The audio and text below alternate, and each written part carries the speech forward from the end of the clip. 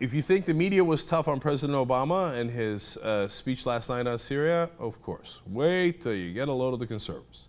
Now, keep in mind that in this long clip that JR put together of all of the wall of criticism of President Obama's speech, largely on Fox News, there are people who disagreed with him on both sides here. There's people like Rand Paul who said, don't go to war, don't go to war. There are people like John McCain who said, go to war, go to war. Okay, there are people who said, oh, he was being too soft, he was being too tough. But now that he's given the speech, and remember, gotten a result that's pretty good. Syria gets rid of chemical weapons, can't do chemical weapons attacks anymore. That's where it looks like it's leading. Now he's not gotten that good result without war, which is something that American people wanted. We didn't want the war. We wanted the good results without the war. Good results? No. Conservatives will use this as an opportunity to just launch every cannon they've got against Obama. Watch.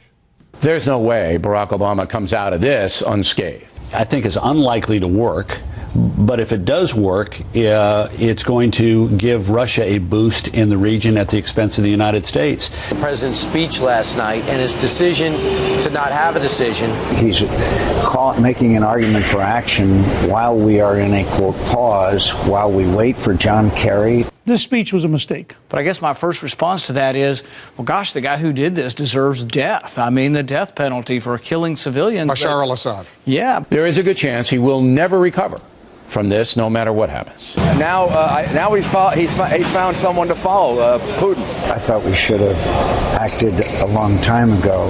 If you're going to ask the Congress to wait, you don't burn up an evening speech. But I mean, the president's plan is to leave Assad alone. And Obama walked into the trap because for him, it's a political face saver. This is not going to move the ball. At the end of the day, he starts out way behind. The president leads by following.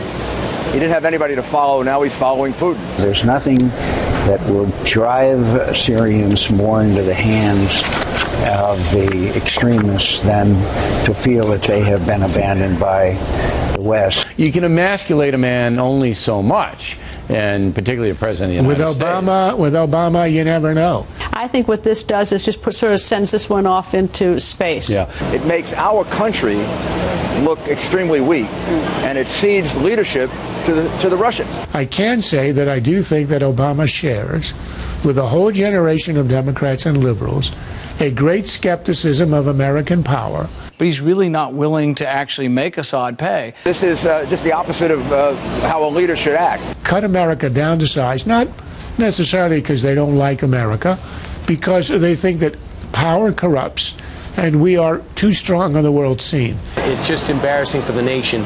Targeted assassination? Well, I'm not really saying that. You should set a course.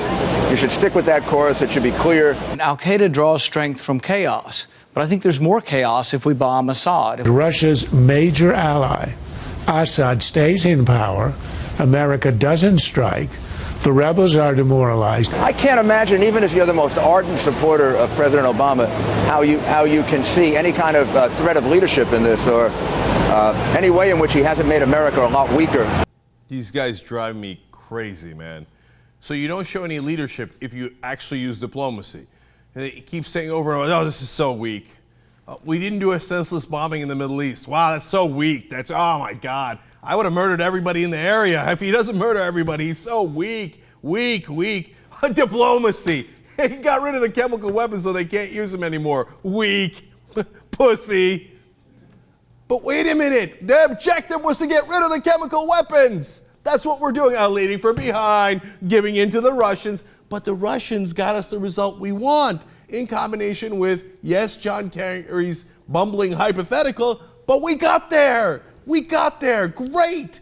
Instead of celebrating the right result, Krauthammer's my favorite, doesn't believe in American exceptionalism. If you believed in America, obviously the correct answer is bombing, because America believes in violence. You know, as I've said about the Republican proposals before, violence is the answer. We forgot the question. The question was, can we get him to stop using chemical weapons? Okay? And then I love O'Reilly, who previously supported Obama when he thought he was going to do bombings. Irrespective of whatever the goal was, who cares what the goal was?